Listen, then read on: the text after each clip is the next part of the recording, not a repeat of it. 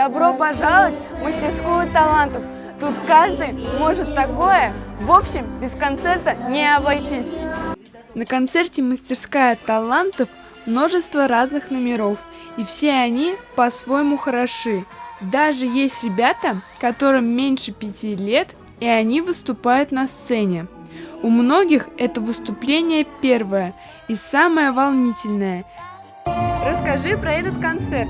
В концерте приняли участие многие люди, а также проект «Мастерская талантов».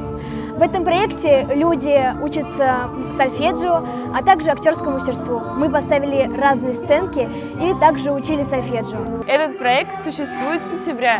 Чему ты уже научилась? Я начала лучше разбираться в музыкальной грамматике, а также лучше играть на фортепиано и гитаре.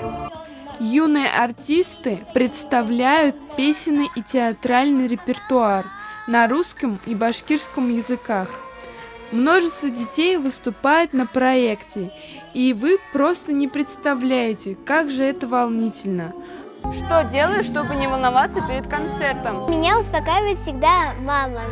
Она мне рассказывает то, что она в детстве тоже много волновалась, и у нее всегда все получалось, и это дает мне уверенность. Какая у тебя здесь роль? Я играла букву, которая не хотела стоять в строю, и вышла из строя, и начался из-за этого скандал.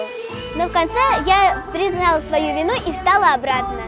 Планета талантов, организатор проекта, продвигает одаренных детей и талантливую молодежь, которые оказались в сложной жизненной ситуации.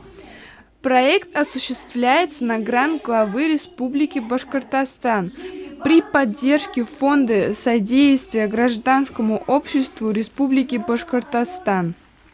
Смотреть на таких ребят – одно удовольствие, но важно помнить, что любой талант можно развить. И мы с вами также сможем блистать на сцене. Милена Мичурина, Рамазан Мусин, специально для Горы новостей.